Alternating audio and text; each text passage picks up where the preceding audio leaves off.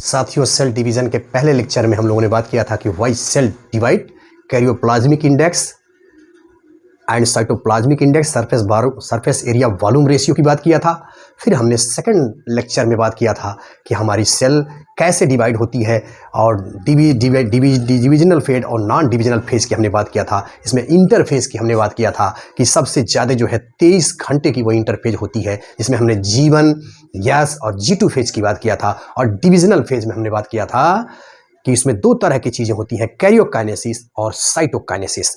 तो ये सारी बातें हमारे पिछले लेक्चर में हो चुकी हैं। अगर आपने इस लेक्चर को नहीं देखा है तो पिछले लेक्चर को जरूर देखें, इन दोनों लेक्चर को। उसके बाद आज हम लोग बहुत ही महत्वपूर्ण टॉपिक की तरफ चलेंगे। आज हम लोग बात करेंगे कि हमारी माइटोसिस क्या है, या सूत्री विभाजन किसे कहते हैं, इक्वल डिवीजन क्या है, या सोमेटिक डिवीजन क्या है, इसका हिस्टोरिकल एस्पेक्ट क्या है, किसने इसकी खोज की, और हम यह भी जानेंगे कि हमारे सेल डिवीजन को कौन सी चीज़ें प्रभावित करती हैं, उसे भी हम जानेंगे।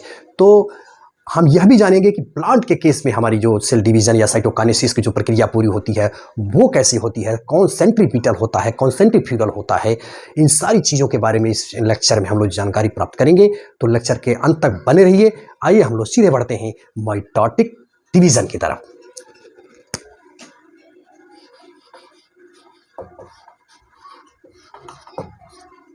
देखिए, माइटोटिक डिवीजन,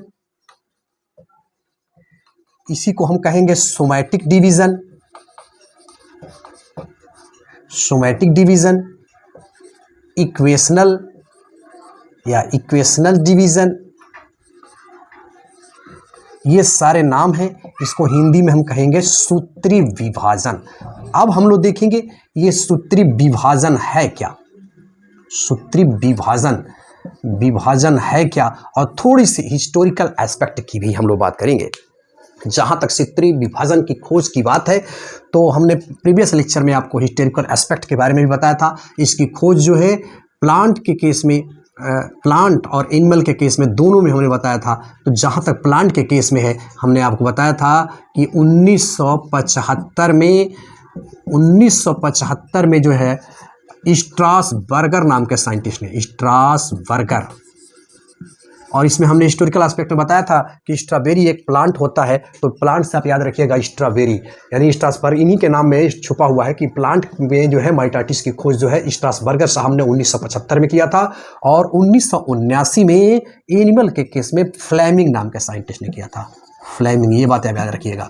फ्लेमिंग नाम के साइंटिस्ट ने 1979 में एनिमल सेल में इसकी खोज की थी। और साथ ही साथ एक बार और बताता चलूँ, जो टर्म है ये माइटोटिक डिवीजन का या माइटोसिस का, उस टर्म को भी ये फ्लेमिंग ने ही दिया है। तो ये रहा हमारा हिस्टोरिकल एस्पेक्ट। अब हम लोग देखते हैं यह किन चीज़ों में पाया जाता है। अकरेंस की जहाँ तक हम बात करेंगे, इसकी हमारी ग्रोथ जो सेल होनी है, जो ग्रोइंग सेल है, उसमें इसको पाया जाना है। और देखें लोकेशन की बात अगर हम करेंगे तो हम प्लांट सेल में सबसे पहले देखें तो प्लांट सेल में कहाँ होता है भाई।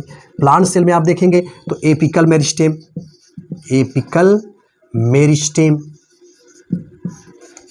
लैटरल मेरिस्टेम, इंटरकैलरी मेरिस्टेम, इसमें पाया जाता है। और जब हम एनिमल के केस में पहुंचते हैं तो एनिमल के केस में हम जानते हैं कि एनिमल के केस में आइए देखते हैं कि इसका अकरेंस कहाँ होता है। तो जैसे ही हम लोग एनिमल के केस में पहुंचते हैं तो सूत्री विभाजन कहाँ कहाँ पाया जाता है, आइए देखते हैं। तो एनिमल के केस में आप देखोगे जो हमारी स्किन है उसमें ये पाई जाती है, हमारी जो गट है उसमें पाई जाती है, और जो ब्लड सेल है उसमें भी यही डिवीज़न पाया जाता है। तो ये रहा हमारा हिस्टोरिकल एस्पेक्ट। और एक चीज़ और आपको बताता चलूँ कि जो सोमैटिक सेल डिवीज़न होगा वो डिप्लॉयड सेल में होता है। जो हमारी सोमैटिक सेल डिवीज़न है वो डिप्लॉयड सेल, जैसे हमारे बॉडी की है जो भी सेल है वो डिप्लॉयड सेल से ही ये सोमैटिक डिवीज़न बना है। हम लोग तो एम्ब्रियो से ही तो बढ़ करके इतने बड़े हुए हैं, उसमें डिवीज़न हुआ है, उसको हम लोग देखेंगे वो कौन सा डिवीज़न है। लेकिन टोटल डिवीज़न तो सोमैटिक सेल की जो भी हमारी हुई है वो इक्वेशनल डिवीज़न है। सिर्फ एक एक्सेप्शन आपको बताता चलूँ कि जो हनी बी होता है, हनी बी के केस में आप देखेंगे कि उसका जो मेल होता है, स्टेराइल मेल, उसका जो पाया जाना है उसमें हैप्लॉयड होता है, वही एक एक्सेप्शन है। अन्यथा सभी जो है डिप्लॉयड सेल में ये हमारी सेल का डिवीज़न होता है। तो इस बात को आप याद रखिएगा। तो ये रहा हमारा कुछ हिस्टोरिकल एस्पेक्ट जिसके बारे में हम लोगों ने जाना कि सोमैटिक सेल डिवीज़न कहाँ पाया जाता है। अब हम लोग सीधे चलते हैं, अब हम लोग बात करेंगे हिस्टोरिकल एस्पेक्ट से आगे बढ़ेंगे। हम लोगों ने बात किया था कि जो यम फेज है, यही यम फेज जो है, इसके पहले हमने चेक पॉइंट की भी बात किया था कि किस तरह से जीवन फेज में, जीवन में और फिर G2 में और यम में चेक पॉइंट होते हैं। वो हमारा आगे सेल का डिवीज़न होगा या नहीं होगा, इन सारी बातों की चर्चा हमने पिछले लेक्चर में किया है। अब हम इसमें माइटोटिक और मियासिस दो तरह के डिवीज़न की बात करेंगे, क्योंकि हमारा डिविजनल फेज है और नॉन डिविजनल फेज में हमने इंटरफेज की बात किया था, जिसमें G1, यस, G2 ये सारी बातें हुई थी। इसमें सेल की तैयारी होती है और उसमें सबसे ज़्यादा टाइम लगता है, और डिविजनल फेज में जो है हमारा सबसे कम लगता है। ये भी हमने बात किया था 5% ओनली लगता है। नॉन डिविजनल फेज में हम लोग देखा था कि 95% लगता है, उसको इंटरफेज भी कहते हैं। ये सारी बातें हो चुकी हैं। तो हम लोग डिविजनल फेज में, या जिसको हम माइटोटिक फेज, इसमें दो चीज़ें हम लोग पढ़ेंगे। एक हमारा माइटोटिक, आज हम लोग इसी की बात कर रहे हैं, माइटोटिक, और अगले लेक्चर में हम लोग मियासिस की बात करेंगे। तो आइए सबसे पहले हम लोग माइटोटिक देखते हैं। तो माइटोटिक में दो बातें हमने उस दिन बताया था आपको, कैरियोकाइनेसिस और दूसरी बात हमने बताया था साइटोकाइनेसिस।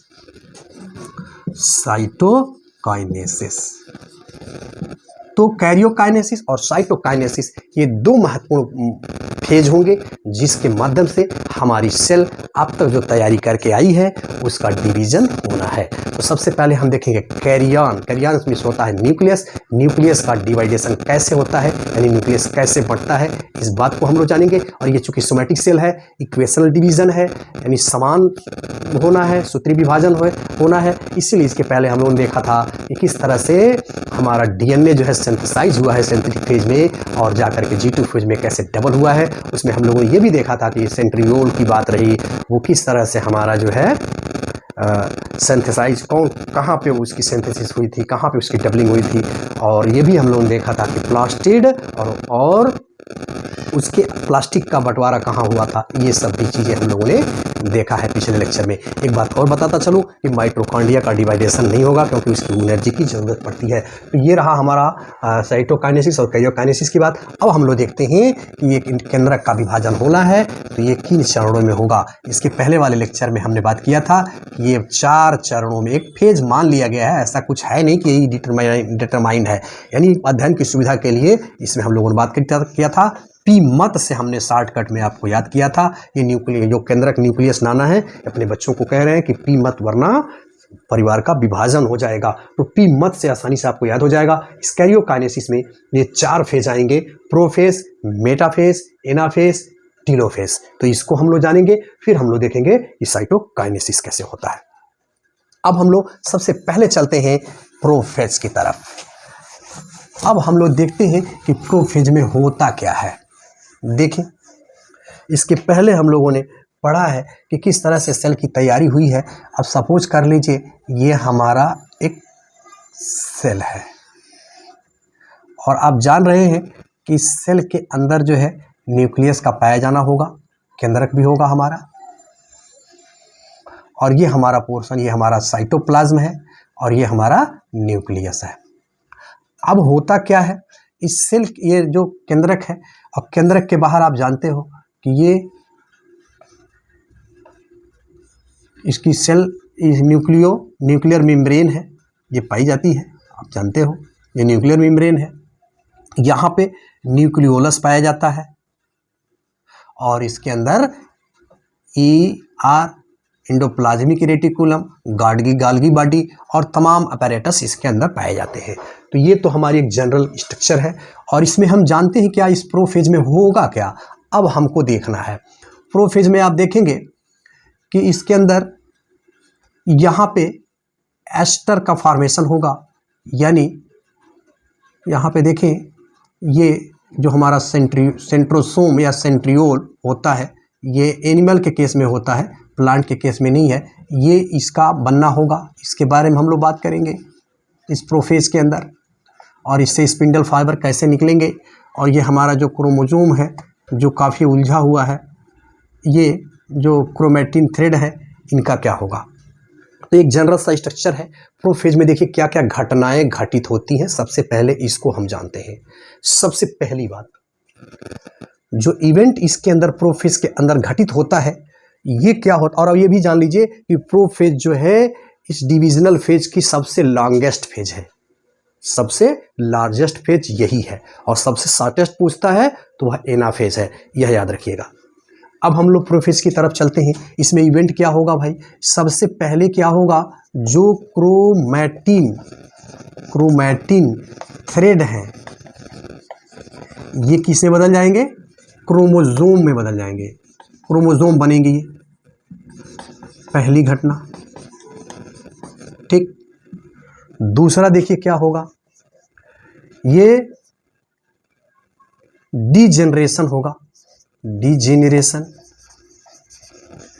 मतलब विघटन होगा किसका, यहां देखिए न्यूक्लियर मेम्ब्रेन का होगा, न्यूक्लियर मेम्ब्रेन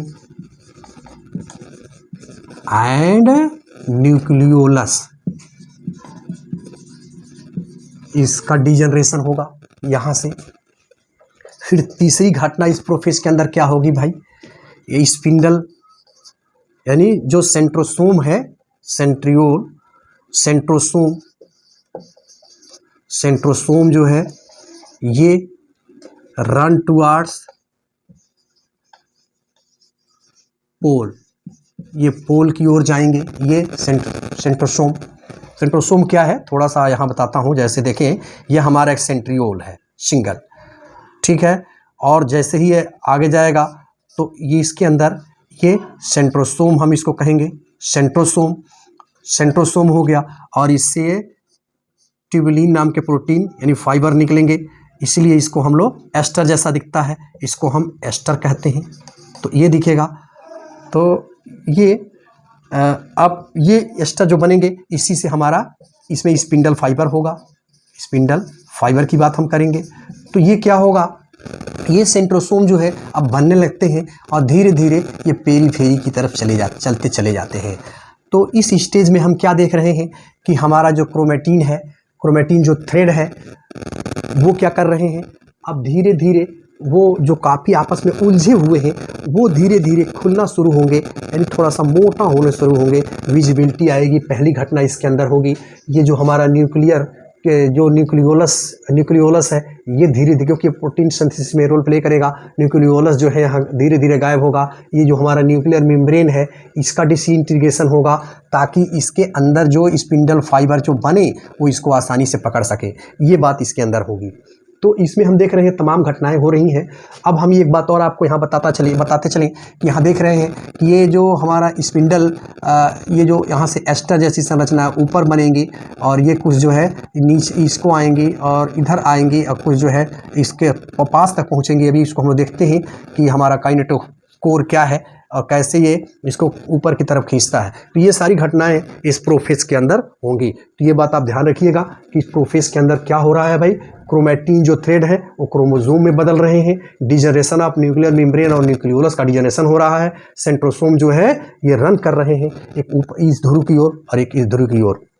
तो ये तीन महत्वपूर्ण घटनाएं इसके अंदर हो रही हैं, एस्टर का फॉर्मेशन हो रहा है। इसीलिए अब एक चीज़ और बताता चलूँ, ये सेंट्रोसोम जो है ये सिर्फ एनिमल के केस में पाया जाता है। इसीलिए अगर एनिमल के केस में आप देखेंगे तो एस्ट्रल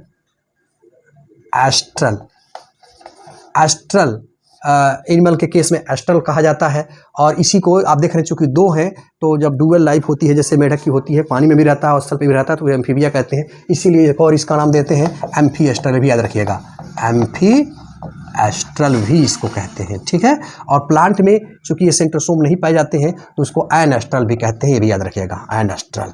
तो ये रहा थोड़ा सा प्रोफेज के बारे में कि हमने देखा कि इसके अंदर क्या घटनाएं हो रही हैं। अब हम सीधे चलते हैं मेटाफेज की तरफ। तो अभी हम लोगों ने देखा कि प्रोफेज जो है सबसे PM prophase, metaphase, anaphase, telophase में सबसे बड़ी जो फेज है वो क्या है, सबसे बड़ी है वो हमारी प्रोफेज ही है। इसी के अंदर ये सारी चीज़ें घटनाएं हो रही हैं। अब हम लोग चलते हैं मेटाफेज। मेटाफेज में जाने से पहले एक चीज़ आपको बता दूं कि जो हमारा क्रोमोसोम है, अब वो जो क्रोमेटिन थ्रेड थे वो क्रोमोसोम में कन्वर्ट हो चुके हैं। आइए देखते हैं।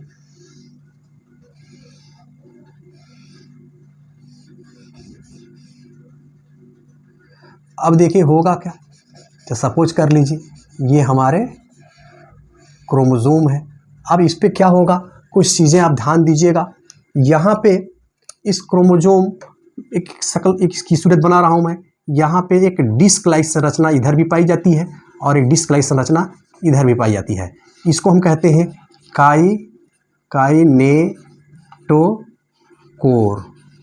काइनेटोकोर कहते हैं। और जिससे ये चीज़ जुड़ा हुआ है इसको हम सेंट्रियोल कहते हैं,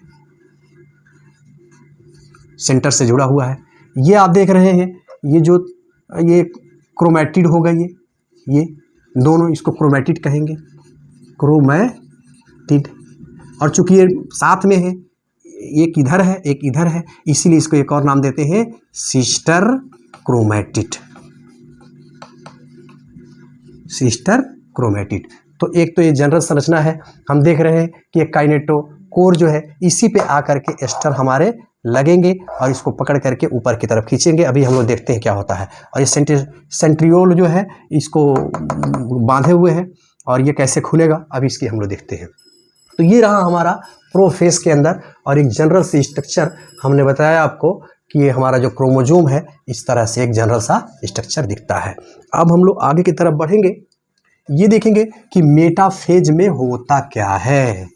अब देखें, अभी तक हम लोगों ने प्रोफेज में क्या देखा कि क्रोमैटिन जो है क्रोमोसोम में बदल रहे हैं, यानी विजिबिलिटी ऑफ क्रोमोसोम इसमें आने लगी है, पहली घटना हुई है।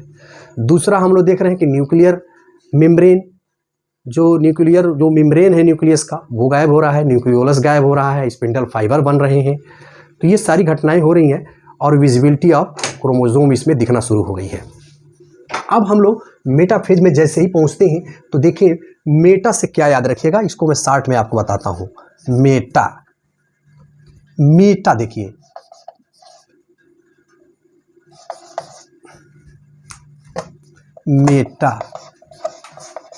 मेटा से याद रखिएगा मोटा। मेटा से इस फेज में जाएंगे तो क्या याद रखेंगे, मोटा की बात करेंगे, यानी मोटा हो जाना। अब देखिए होगा क्या, अब यही जो हमारा जो क्रोमोसोम अब बन गया है क्रोमैटिन थ्रेड से, अब ये मोटा हो जाता है। मेटा का मतलब समझ जाइए मोटा हो जाना, ये मेटाफेज है। इस मेटाफेज में अब होगा क्या, अब तक जो धीरे धीरे न्यूक्लियोलस गायब हुआ, इंडोप्लाज्मिक रेटिकुलम गायब हुआ, गाल्गी बॉडी गायब हो गई, न्यूक्लियर जो इनवेलप था वो डिसअपीयर हो गया, सेंट्रोसोम जो है ये सीधे इस ऊपर की ओर चले गए और एस्टर जैसी संरचनाएं ऊपर की ओर इसने बना लिया। अभी हम लोगों ने देखा कि ये जो है एस्टर जैसी संरचनाएं, ये ऊपर की ओर एस्टर बन गई। तो इसीलिए एस्ट्रल और एनेस्ट्रल की बात हमने की, ठीक है। और देखिए अब मेटाफेज में जैसे ही आते हैं तो क्या होगा, अब यहाँ से तो एस्टर बने ही हैं, ये थ्रेड बनती हैं जिसको हम लोगों ने स्पिंडल फाइबर कहा। ये हमारी स्पिंडल फाइबर है, ये ट्यूबुलिन नाम की प्रोटीन की बनी होती है। अब मैं एक सीधी सी जनरल सी स्ट्रक्चर ले रहा हूँ उस क्रोमोसोम का। जैसे देखिए ये हमारा है एक क्रोमोसोम, हम लेते हैं, ठीक है। चलो भाई, एक क्रोमोसोम हमने ले लिया और ये क्रोमोसोम हमारा इस तरह से, अब क्या होगा, एक मैं ले रहा हूं, इस मेटाफेज में क्या होगा, ये मोटा हो जाएगा, ये बात याद रखिएगा। मतलब ये काफी मोटा हो गया।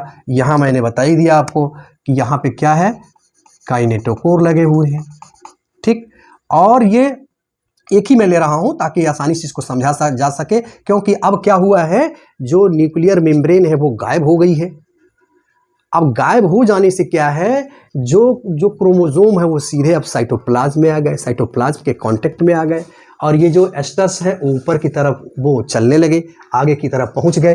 अब क्या होगा, अब देखें यहाँ से जो थ्रेड मेटाफेज की हम लोग बात कर रहे थे, मेटाफेज में हम क्या देख रहे हैं कि मेटा से हमने बताया आपको कि इसको शॉर्टकट में याद करेंगे। मेटा का मतलब एक बात याद रखो, मोटा से, ये दिमाग में बैठा रहेगा, मोटा।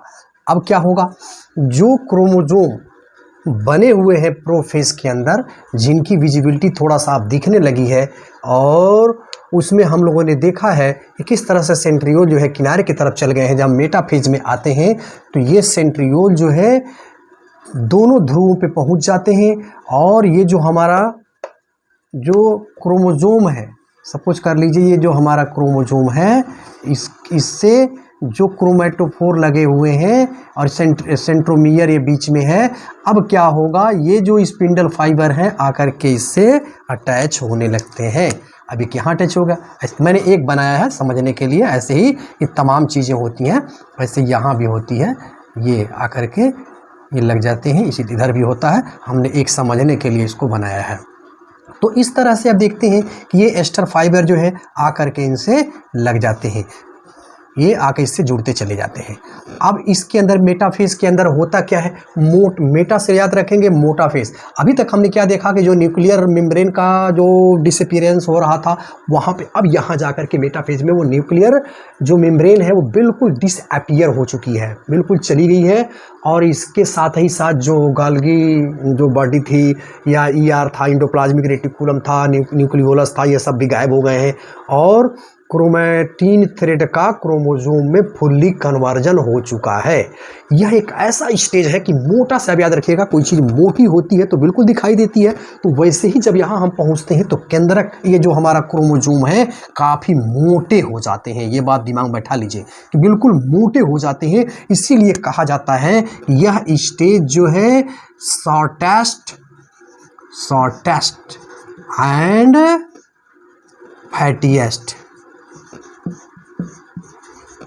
फैटिएस्ट। इसके अंदर जो क्रोमोसोम होते हैं काफ़ी छोटे हो जाते हैं और काफ़ी मोटे हो जाते हैं, जिसकी वजह से ये सबसे बेहतरीन स्टेज है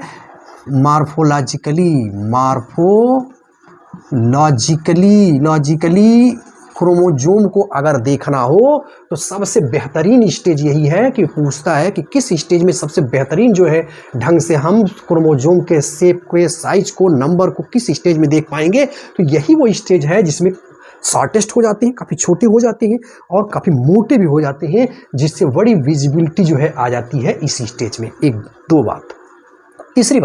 तीसरी बात हम देखते हैं कि यहाँ पे ये जो क्रोमोसोम होते हैं वो बीच में आकर के, मिडिल में आकर के एकत्रित होते चले जाते हैं। सारे क्रोमोसोम एक तरह से आकर के, मोटे क्रोमोसोम इस पे आके अटैच हो जाते हैं, जुड़ जाते हैं। इसको हम मेटाफेजिक प्लेट के नाम से जानते हैं। याद रखिएगा, मेटाफेजिक प्लेट। तो ये मेटाफेजिक प्लेट पे आकर के जमा हो जाते हैं। ये घटना इसके अंदर होती है, स्पिंडल फाइबर का पूरी तरह से निर्माण हो जाता है, मोटे हो जाते हैं, विजिबिलिटी इनकी स्पष्ट दिखने लगती है। तो ये हमारा रहा मेटाफेज। अब हम लोग आगे की तरफ बढ़ते हैं, चलते हैं दूसरे फेज। ये हमारा 2 फेज हो गया, प्रोफेज, मेटाफेज। प्रोफेज हमने देखा कि सबसे जो है लॉन्गेस्ट फेज रही है और मेटाफेज उसके बाद आती है। और टीलो अब हम लोग चलते हैं प्रोफेज, मेटाफेज, एनाफेज की तरफ। एनाफेज देखिए, इसको कैसे याद करोगे, ए से आप याद करोगे एनिमी से, एनाफेज में क्या है, एनिमी। और जब एनिमी होते हैं तो क्या करते हैं भाई, एक दूसरे के दुश्मन जो एनिमी होते हैं, एक दूसरे के दुश्मन होते हैं। तो दुश्मनी जो है होती है, तो दुश्मनी जब होगी तो क्या होगा, आपस में मिलेंगे तो नहीं, लड़ेंगे झगड़ेंगे। तो इसी तरह से यह एनाफेज स्टेज में जब हम पहुंचते हैं तो अब देखें क्या होगा। अभी तक जो हमारे वो क्रोमोसोम थे, वो ये हमारा क्रोमेटोफोर है, काइनेटोकोर है ये, और इसका सेंट्रियोल है। अब क्या होगा, अब ध्यान से देखिए, यह एनाफेज में क्या होगा। अब एनाफेज में होता क्या है, एक क्रोमोसोम हमने लिया है जो इस इक्वेटर पे आकर के सज जाते हैं ऐसे ही। अब क्या होगा, ये जो हमारा सेंट्रियोल है, इधर भी हमारा सेंट्रियोल है। अब इससे जो स्पिंडल फाइबर लगे हुए हैं, अब ये स्पिंडल फाइबर ऐसे इस पे जुड़े हुए हैं, ऐसे तमाम जुड़े रहते हैं, ये निकले रहते हैं स्पिंडल फाइबर, आप जानते ही हो। तो स्पिंडल फाइबर है ये। अब क्या होगा, ये एनाफेज में ये एक दूसरे के एनिमी हो जाते हैं, मतलब ये शत्रु हो जाते हैं। अब क्या होगा, ये इसको खींचता है, जब इसको खींचता है तो अभी तक आप जो देख रहे थे ये इस तरह का साइज था, तो जब ये खींचने लगता है तो इनकी अब साइज ये इस तरह, ये ऊपर की तरफ अब ये खींचने लगते हैं। एनीमी में क्या होता है, ये खींचने लगते हैं, ये ऊपर की तरफ ये क्रोमोसोम ऐसे बढ़ने लगते हैं, ये इधर की ओर जाएगा और एक इधर की ओर जाएगा। जब ये खिंचाव होगा तो ये जो शेप है हमारी अब वी, उल्टा जो है वी की शेप की ये बन जाती है। तो अब ये धीरे धीरे ऊपर की ओर ये एनाफेज स्टेज में पहुंच जाते हैं। अब हम क्या देख रहे हैं कि ये हमारा ये दो भागों में एक तरह से स्प्लिट हो गया, ऊपर की ओर चला जा रहा है, ये इधर आ रहा है।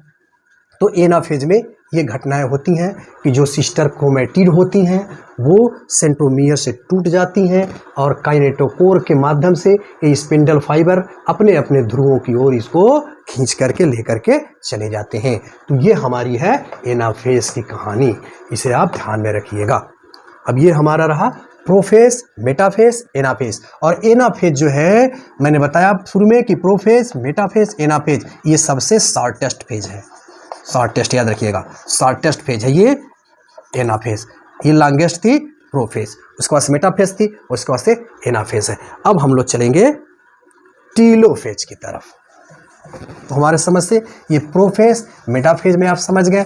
आप देखें टीलोफेज को कैसे याद रखोगे भाई, देखिए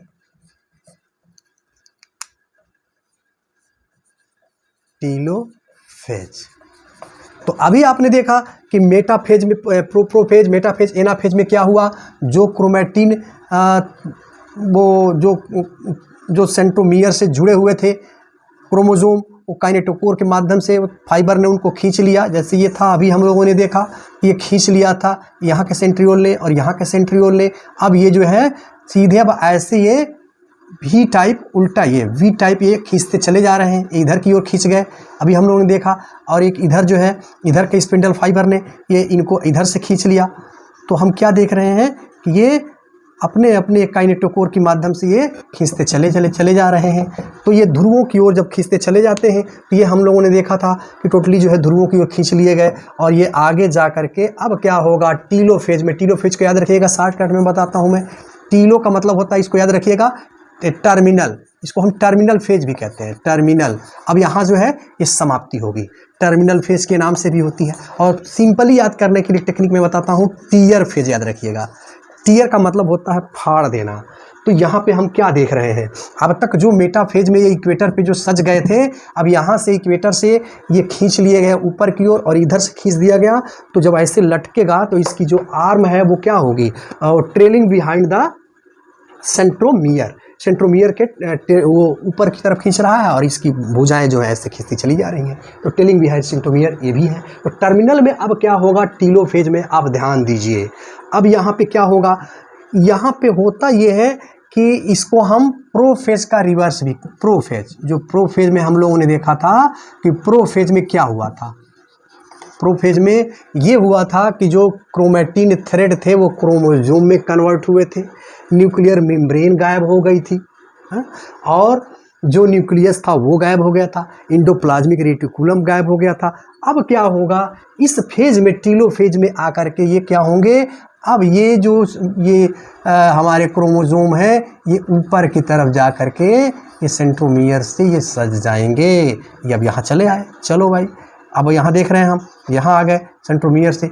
अब ये, अब क्या हुआ, अगले स्टेज की तैयारी यहीं पे शुरू हो जाती है। ये देखिए, ये फर्रो भी इसके अंदर आ जाता है, यह भी स्टेज इसके अंदर आती है।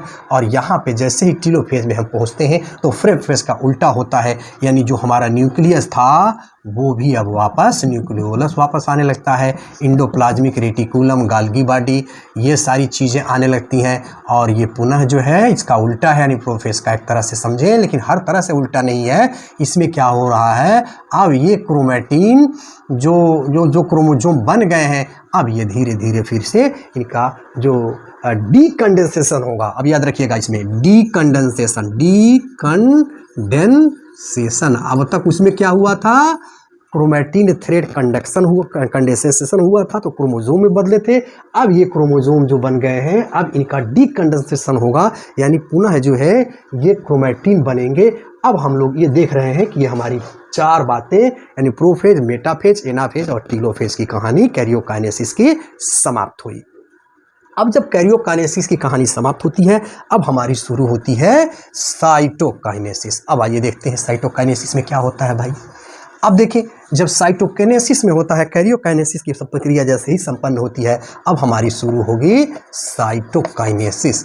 साइटोकाइनेसिस में क्या होगा, अब वो हमारी जो साइटोप्लाज्म है अब उसका डिवाइडेशन होगा। तो देखिए, ये साइटोकाइनेसिस जो है एनिमल सेल में और प्लांट सेल में हम 2 तरह का देखते हैं। तो साइटोकाइनेसिस के लिए सबसे जो सर्वमान्य थियरी है, उस थियरी का नाम है कॉन्ट्रैक्टाइल थियरी। आइए देखते हैं, कॉन्ट्रैक्टाइल थियरी। ये कॉन्ट्रैक्टाइल थियरी सबसे सर्वमान्य थियरी है जो बताती है कि एनिमल सेल में साइटोकाइनेसिस कैसे होता है और प्लांट सेल में साइटोकाइनेसिस कैसे होता है। सबसे पहले हम लोग बात करते हैं एनिमल सेल की, लेते हैं। तो देखिए, एनिमल सेल में अभी हम लोगों ने देखा क्या हुआ, ये हमारी सेल जो है ये इस तरह से अगली स्टेज में पहुंच गई। तो यहाँ पे हमारा वो सेंट्रोमियर है, इसके ऊपर जो है ये क्रोमोजोम जो है अपना क्रोमोजोम यहाँ पे सज गए, ठीक, इधर ये सज गए। अब क्या हुआ, अब न्यूक्लियोलस आ गया, ठीक है, न्यूक्लियोलस आ गया, फिर इसके बाद से EGR आ गया, एंडोप्लाज्मिक रेटिकुलम आ गया, न्यूक्लियर मेम्ब्रेन इसकी आ गई, ठीक है, और न्यूक्लियोलस भी आ गया। ये सारी चीज़ें हो गई। अब होता क्या है, एनिमल के केस में ऐसा माना जाता है कि ये जो खांच है एक तरह से इधर से दबता है, यानी देखिए बाहर से पेरीफेरी से लेकर के ये सेंटर की तरफ जा रहा है, इसीलिए इसको सेंट्रीपिटल साइटोकाइनेसिस कहते हैं। अब सेंट्रीपिटल में क्या होगा, धीरे धीरे ये और खांच ऐसे बढ़ती चली जाएगी और एट द लास्ट जो है फिर अगले स्टेज में क्या होगा, ये दोनों अलग हो जाएंगी। इस तरह से एनिमल के केस में जो सेंट्रीपिटल साइटोकाइनेसिस की प्रक्रिया होती है और इसके माध्यम से 2 सेल बन जाती हैं। इसमें पुनः जो है अपना ये केंद्रक तो रहता ही है, मतलब न्यूक्लियर मेम्ब्रेन आ जाती है, फिर हमें एंडोप्लाज्मिक रेटिकुलम हो जाता है, न्यूक्लियोलस आ जाता है और ये पुनः जो है क्रोमैटिन थ्रेड के रूप में कन्वर्ट हो जाता है क्रोमोजोम, और पुनः जो है ये सेल डिवाइड होने के लिए आगे की तरफ बढ़ जाती है। तो ये तो रहा हमारा एनिमल के केस में। अब हम देखते हैं प्लांट में क्या होता है। देखिए, प्लांट में क्या होता है, जैसे सपोज कर लीजिए कि प्लांट की सेल है। हम लोग जानते हैं कि एनिमल सेल में क्या होता है, एनिमल सेल में सेल वाल नहीं होती है। अब ये मान लीजिए प्लांट सेल है, तो इसमें तो सेल वाल होती है, जानते ही हो, ये सेल वाल है, सपोज कर लो ये हमारी सेल वाल है। अब एनिमल सेल में क्या होता है, अभी हम लोगों ने देखा कि इसमें स्पिंडल फाइबर जो थे, अब स्पिंडल जो फाइबर थे वो धीरे धीरे गायब हो गए।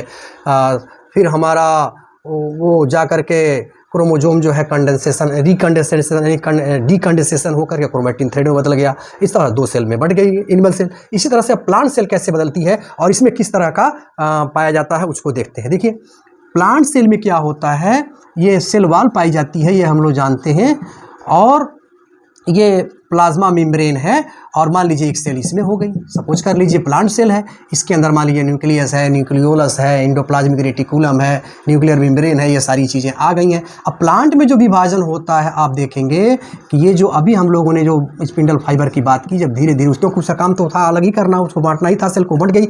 अब इसमें क्या होता है, ये ऐसे धीरे धीरे इसके बीच में ये प्लेट जैसी संरचना सस्ती चली जाती है, इसीलिए इसको हम फ्रैगमोप्लास्ट भी कहते हैं, फ्रैगमोप्लास्ट।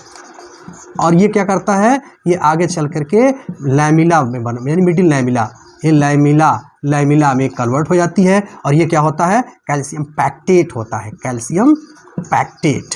तो कैल्शियम पैक्टेट का एक ये प्लेट यहाँ पे सज जाता है, जिसके कारण यह सेल जो है 2 पार्ट में बंट जाती है। तो आप क्या देख रहे हैं, यहाँ तो अंदर की तरफ धंस रहा था और यहाँ बाहर की तरफ चला जा रहा है, इसको हम कहते हैं सेंट्रीफ्यूगल, याद रखिएगा। तो अगर पूछता है कि सेंट्रीपिटल साइटोकाइनेसिस किसमें पाई जाती है, तो एनिमल में पाई जाती है, और सेंट्रीफ्यूगल जो है प्लांट के अंदर पाई जाती है। अब एक बात और बताता चलूँ, कई बार होता ये है कि ये न्यूक्लियस कैरियोकाइनेसिस हो गई लेकिन साइटोकाइनेसिस नहीं हुआ भाई, तब क्या होगा, तो जब साइटोकाइनेसिस नहीं होता है तो उस स्टेज में क्या होता है, जैसे मान लीजिए अब ये सपोज कर लीजिए ये 2 सेल बन गई और हुआ क्या कि कैरियोकाइनेसिस तो हो गया भाई, कंप्लीटली कैरियोकाइनेसिस संपन्न हो गया, लेकिन क्या हुआ, ये साइटोकाइनेसिस संपन्न नहीं हुआ, जिसके कारण ये सेल जो है, इस सेल के अंदर साइटोकाइनेसिस ना होने के कारण अब इसका विभाजन नहीं हुआ। अब ये तो ऐसे ही पड़ी हुई है।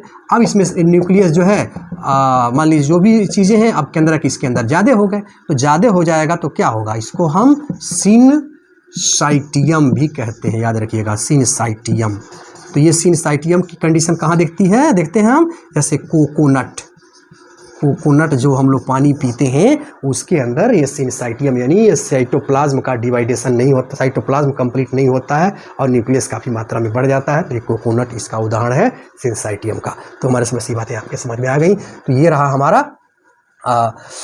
माइटाटिस। अब हम देखते हैं कि माइटाटिस को चेक करने वाली कौन सी चीज़ें ऐसी होती हैं। स्पिंडल में एक चीज़ और आपको बताता चलूँ कि जैसे जो एनिमल होते हैं उसका जो स्पिंडल बनता है वो सिमेट्रिक होता है।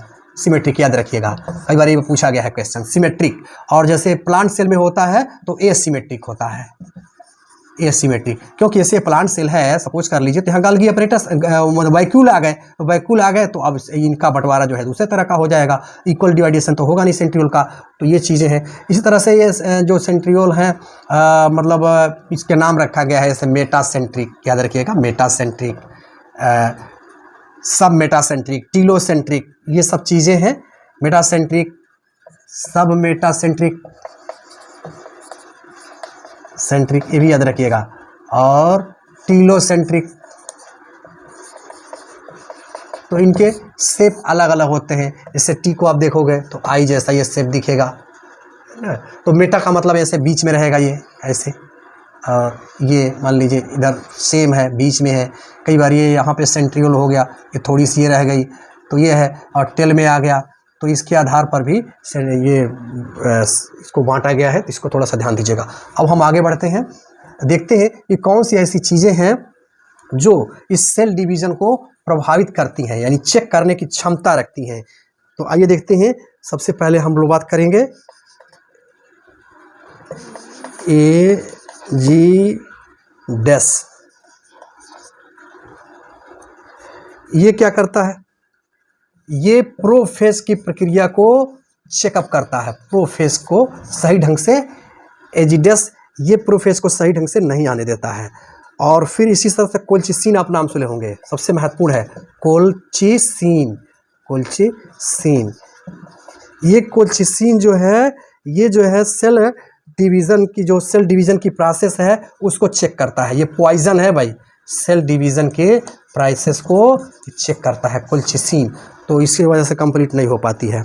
और इस तरह से मस्टर्ड गैस, ये भी याद रखिएगा, मस्टर्ड गैस, ये मस्टर्ड गैस जो है ये भी सेल डिवीज़न की प्रक्रिया को स्टेबिलिटी को डिस्टर्ब करती है। तो ये कुछ चीज़ हैं जो पॉइजनस होती हैं, जो सेल डिवीज़न के प्रक्रिया को रोकती हैं।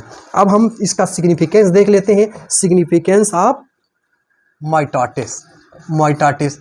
तो सिग्निफिकेंस में क्या होगा भाई, पहला पॉइंट आप याद रखिएगा, सिग्निफिकेंस में क्या होगा, यानी इसका क्या महत्व है। पहला ये है कि इसकी वजह से ग्रोथ हो रही है, ठीक है, ग्रोथ हो रही है। और उसके बाद से क्या होता है, इक्वल डिवीज़न है, तो ये हमारे जेनेटिक स्टेबिलिटी के लिए, जेनेटिक स्टेबिलिटी आती है इससे। और सोमैटिक सेल, यानी एक तरह से क्या होता है, जेनेटिक स्टेबिलिटी आएगी, इक्वल डिवीज़न है, ये इक्वल डिवीज़न है तो सोमैटिक सेल में होता है। तो ये कुछ सिग्निफिकेंस है। तो ये रहा ब्रीफ डिस्क्रिप्शन अबाउट माइटाटिस। अगले लेक्चर में हम लोग मियोसिस के बारे में बात करेंगे। अगर आप चैनल पे नए हैं तो चैनल को सब्सक्राइब करें, लाइक करें, कमेंट करें और शेयर करना बिल्कुल ना भूलें। थैंक्स।